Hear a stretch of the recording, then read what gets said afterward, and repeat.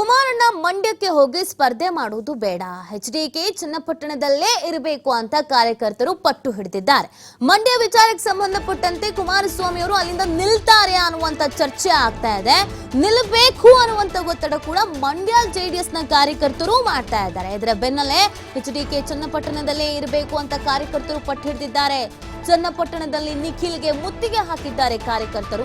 ಮಂಡ್ಯ ಲೋಕಸಭಾ ಕ್ಷೇತ್ರದಿಂದ ನೀವೇ ಸ್ಪರ್ಧೆ ಮಾಡಿ, ಚನ್ನಪಟ್ಟಣದಿಂದ ನಾವು ಬಂದು ಪ್ರಚಾರ ಮಾಡ್ತೇವೆ, ಆದ್ರೆ ಮಂಡ್ಯದಿಂದ ಎಚ್ಡಿಕೆ ಸ್ಪರ್ಧೆ ಮಾಡುವುದಕ್ಕೆ ಬಿಡೋದಿಲ್ಲ, ಯಾವುದೇ ಕಾರಣಕ್ಕೂ ಎಚ್ಡಿಕೆ ಚನ್ನಪಟ್ಟಣ ಬಿಡಬಾರ್ದು ಅಂತ ಆಗ್ರಹಿಸ್ತಾ ಇದ್ದಾರೆ.